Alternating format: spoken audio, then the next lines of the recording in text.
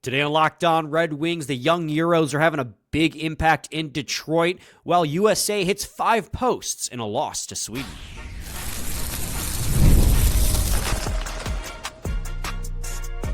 You're Locked On Red Wings, your daily podcast on the Detroit Red Wings. Part of the Locked On Podcast Network, your team every day.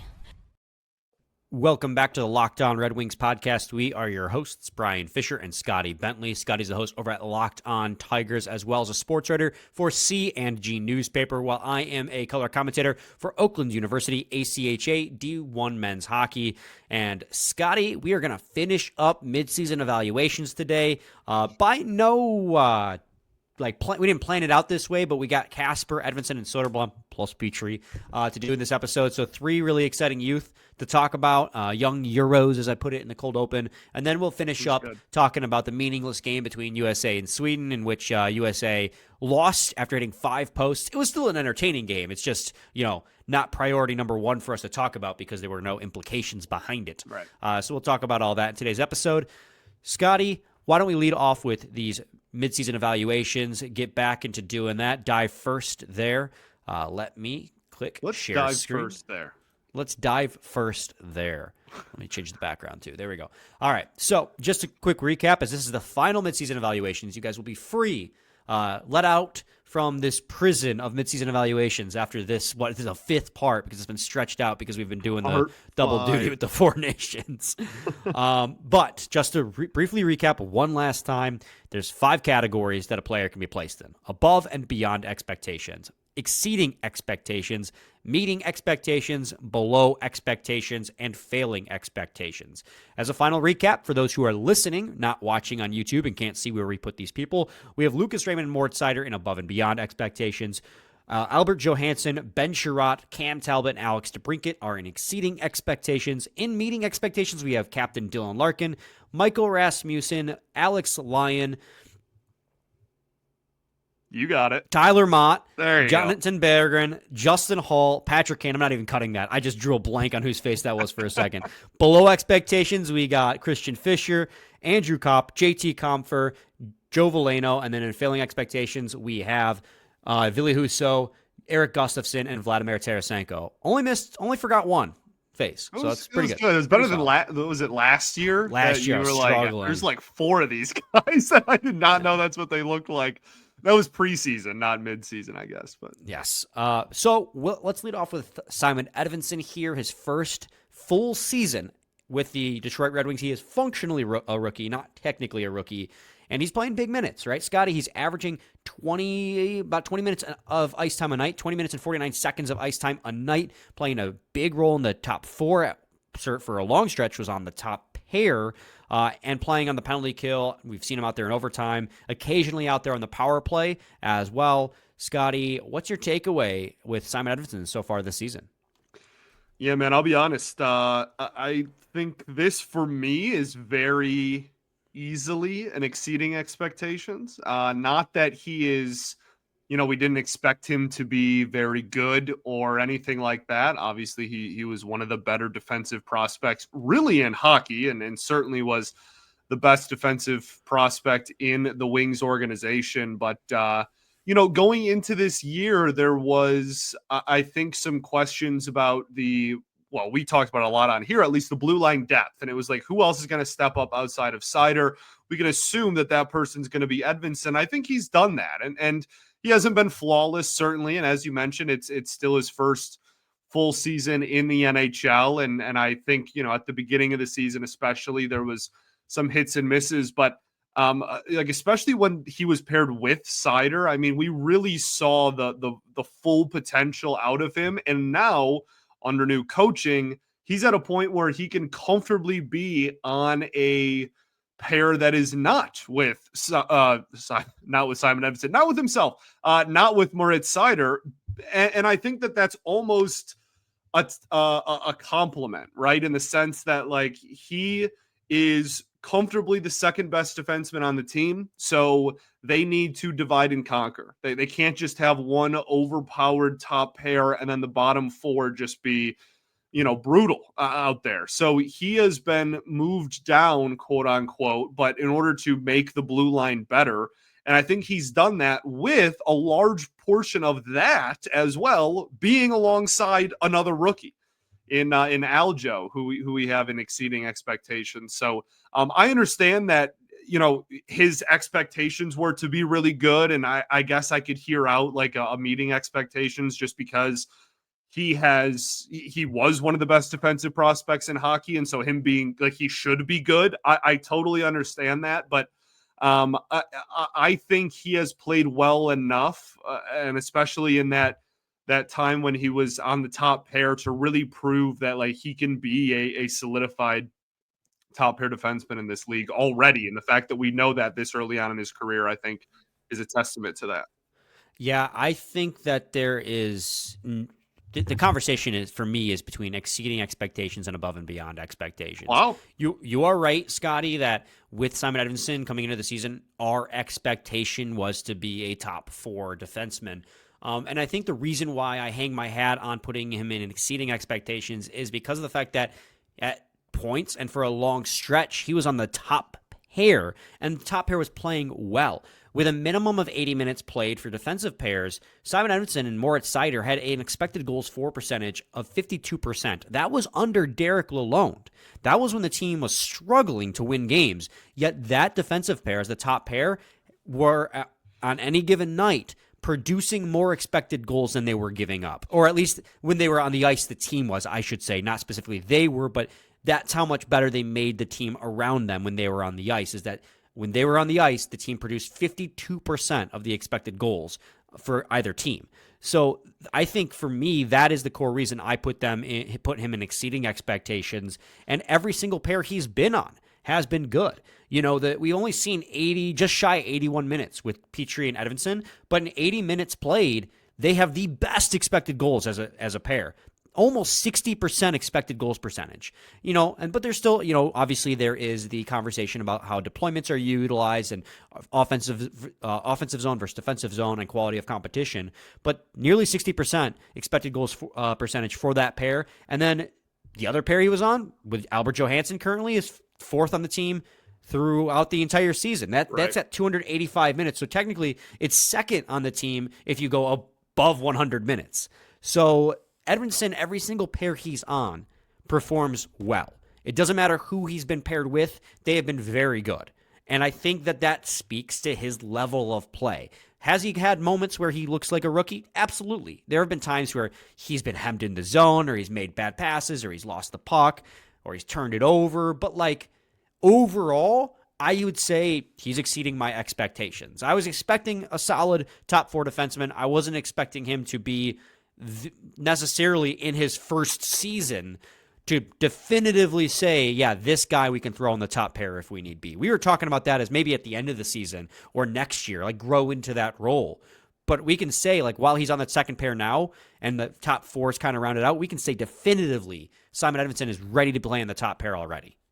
Yeah, and I think I completely agree with the last part you said there. I think that's why it's really easy for me to put him in exceeding is the fact that you can say with confidence that he is that caliber of player already. I think is a massive win for this organization. So yeah, I'm completely with you. I completely agree with you for that exact same reason.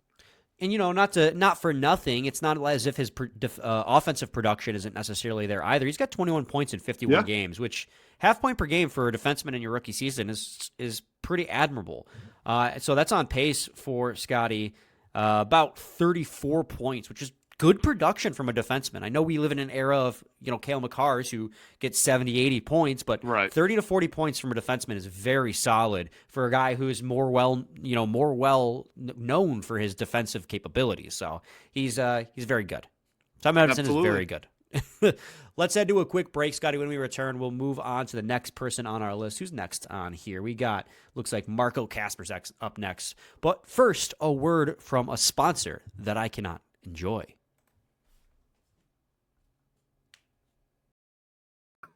Okay, bang.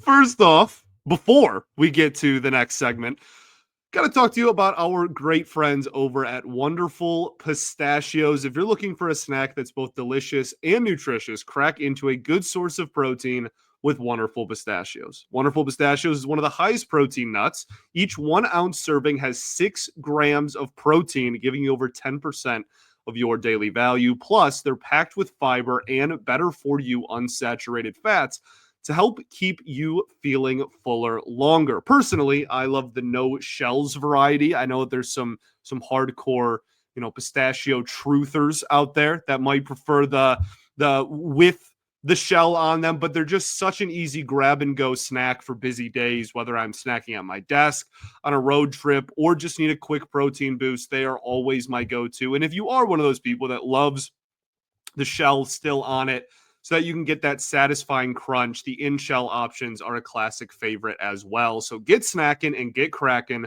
with the snack that packs a protein punch, the best line in advertising.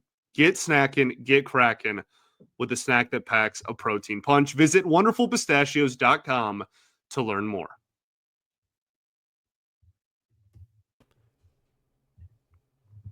Man, Scotty, you really make me want to give myself hives and just say screw it, eat a couple of pistachios, because I need to experience what that protein snack is like, man.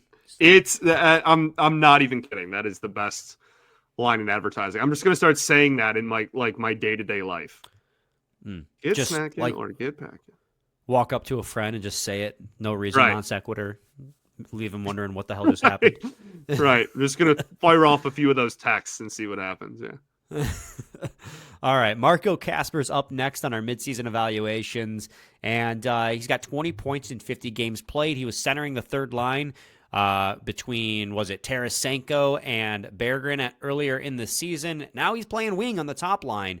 Scotty, given what our expectations for Marco Kasper were coming in the season, where do you feel he ranks here on our tier maker?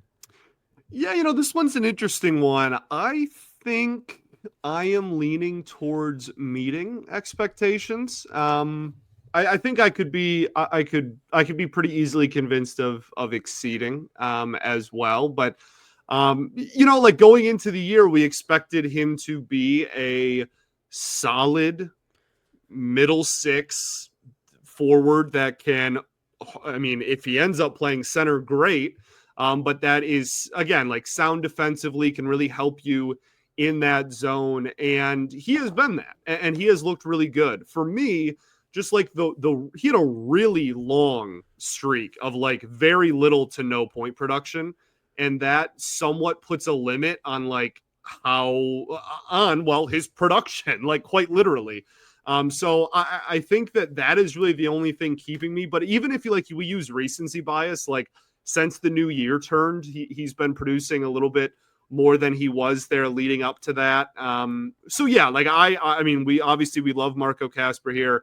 And I think that's also kind of a testament to like the again, if this is truly compared to just preseason expectations, they were decently high. Like we were really hoping that Marco Kasper was this, again, solidified middle six guy. And we even had a conversation, I remember, over the summer about the potential of like, what are the possibilities he's the 2C by the end of the year, right? Like those are conversations we had going into this season. And I think he's probably in line with that like trajectory. Like he might be the second best center on the team. I mean, heck, we've already talked about Kopp and JT Compher, and they're both in below expectations. So, it's there's a lot of bodies, but not a lot of high end, centers on the team outside of Dylan Larkin. So I could really get swayed either way, but I think my initial reaction would be meeting. I think I could massage you into saying, yeah, he's exceeding expectations. And I'd say that for the same reason I do Simon Edvinsson, where, yes, you're 100% right. Our expectation was him to come in and be a middle six center on this team, and he was. That third line, when they were together, they produced some phenomenal opportunities. They just never could score. And a lot of those opportunities were driven by Marco Kasper's kind of hard-nosed, get to the corners, dig the puck out style. Not that he doesn't have a little bit of skill to show for it too, but he's very aggressive on the forecheck and on the back check. He's very responsible. He's heavy for how young he is too.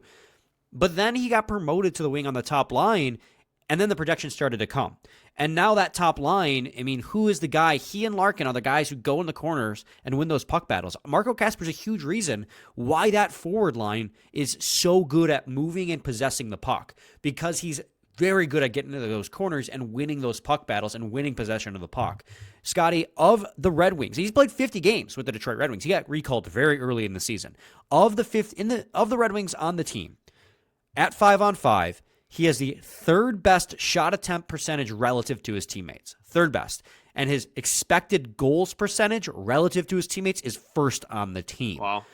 First, at like 7% better, or at 7% positive. So he is one of the best players on this team at winning those pucks and setting up his teammates. And the point production has started to come for him. Let me look at the scoring logs too, because he's only got 20 points in 50 games played. And, you think about, okay, well, that's not terrible production. But I know at one point he was like second or third among rookies since the new year in scoring, because he was just playing so much better. Well, the drought he's another guy in a long list of players who really had no production over the loan, and then McClellan came over, and then the production kind of started blowing up. So yeah, he certainly falls into that category too. He went through a solid 2 or 3 weeks in December where it was like next to nothing, and then the new year came and he completely flipped that. And to your point, I mean, I think the move to the top line wing certainly helped that as well, even a little bit more recently.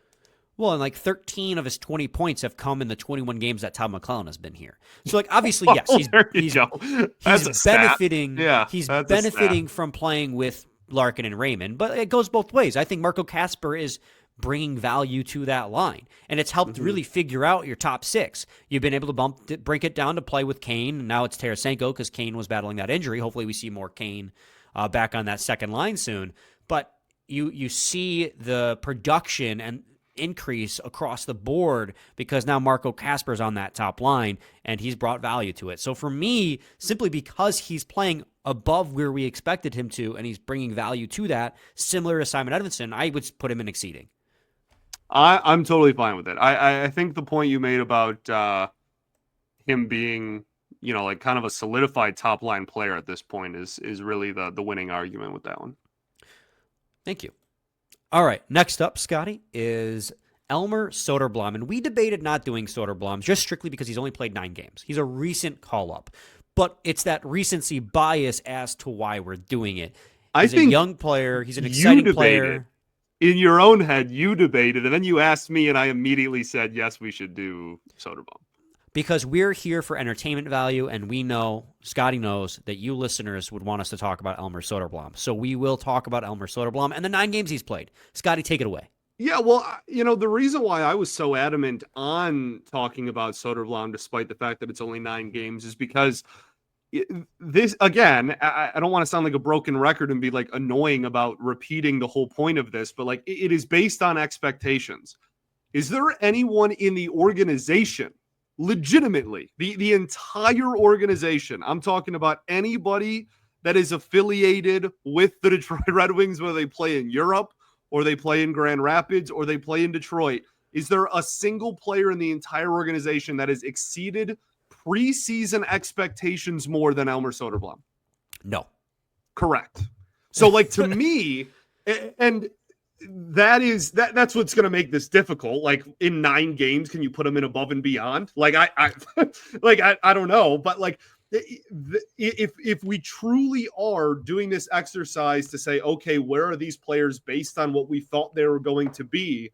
There is no one top to bottom, from Larkin to the healthy scratch at the very lowest affiliate, again, or like somebody that's on like loan in Sweden that's never going to play here, that has exceeded expectations more than Elmer Soderblom for this entire organization. So like, I really wanted to just drive that point home. Where we put him on here, because it's only 9 games, I have no clue. I feel like you almost need like his own category of like Elmer Soderblom and then above and beyond and exceeding, and then like because it's a small sample. I'm not sure he'll ever be a solidified like top 6 guy, but I thought he was going to be like out of the organization last summer, and now I think he probably has a spot in this bottom 6 or even middle 6 for the foreseeable future. And he's a really valuable asset and a really valuable and important reason as to why the Wings have been successful lately. Scotty, I don't think that, I mean, again, this is our ranking. We can do whatever the hell we want. True. I don't think it's obscene to put him in above and beyond expectations. You are right. He's only played 9 games. And that sample size is incredibly small. But in those 9 games, he has played so well that when Tyler Mott and Christian Fischer are both healthy, those 2 guys are healthy scratches. Those are NHL veterans that he is outplaying into the lineup. In those 9 games, Elmer Soderblom has himself 5 points. Like, he's playing on a third line that is now the second best line on this team at 5-on-5. Michael Rasmussen's been moved back to center. You have that Patrick Kane's on that line. Before that, it was Vladimir Tarasenko or Jonathan Berggren. But whoever was on the other wing, it was Michael Rasmussen and Elmer Soderblom driving the offense of that line. And Soderblom's looked good. You could argue he could have 2 or 3 more goals, but for a while he was snake bitten. He looks very good. And you are 100% correct when you say going into this season, we were expecting Soderblom to probably go back to Europe at the end because he was a healthy scratch. Not every single night, that's an exaggeration, but more often than not in Grand Rapids the season prior. He couldn't figure it out. I was like, his ELC's up. He's a healthy scratch like GR. I don't see why they would, Red Wings would re-sign him. Maybe he gets a deal with the Grand Rapids Griffins or he goes back to Europe. This year, he was a staple on their top 6. He was playing incredibly well, gets the call, and I'm sitting here today and I can't think of a good reason why they would send him back down. No, and I think even when we start planning about like how the future of the Wings looks, and not to say he's a part of the core like Raymond and Sider and Larkin are, I'm not trying to overblow it either, but like I think when you think about, even if it's just the immediate, like what do you think the lineup card looks like this fall?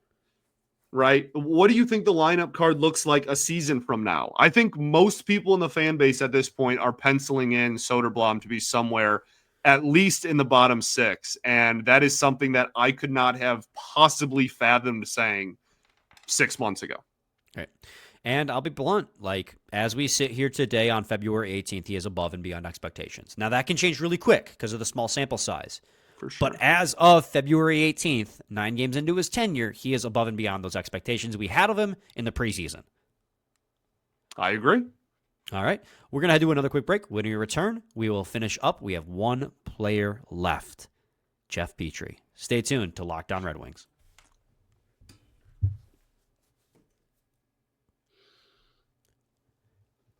Segment 3, Locked On Red Wings podcast. Scotty, Jeff Petry, You're out starting. 6 to 8 weeks. Okay. Jeff Petry out. Jeff Petry is you and him have a unique relationship, I feel like. I think most Red Wings fans and Jeff Petry have a unique relationship. I think that's fair. I think I'm more fair to Jeff Petry than a lot of fans on social media. I would more agree. forgiving towards him. I would agree. Jeff Petry obviously out 6 to 8 weeks because of an injury. He had surgery to fix said injury. 6 points in 34 games played. He had a couple goals stolen from him. I don't know if you remember that. It was like back-to-back games where he would shoot the puck and it was trickling across. Remember JT Compher just swatted it in. But he expectation for him going into the season, he was going to play second pair. We agreed that he was probably at this point in his career a third pair defenseman. But given the roster necessities, we knew he was going to be the second pair right side D-man. And up until he got hurt, he was. And he was pretty freaking terrible with Ben Chiarot, but also very good when he was paired with Simon Edvinsson.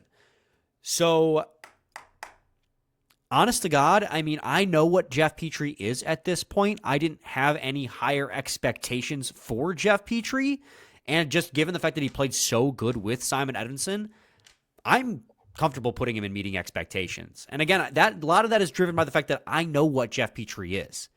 How could he fail my expectations when my expectations were for Jeff Petry to be Jeff Petry?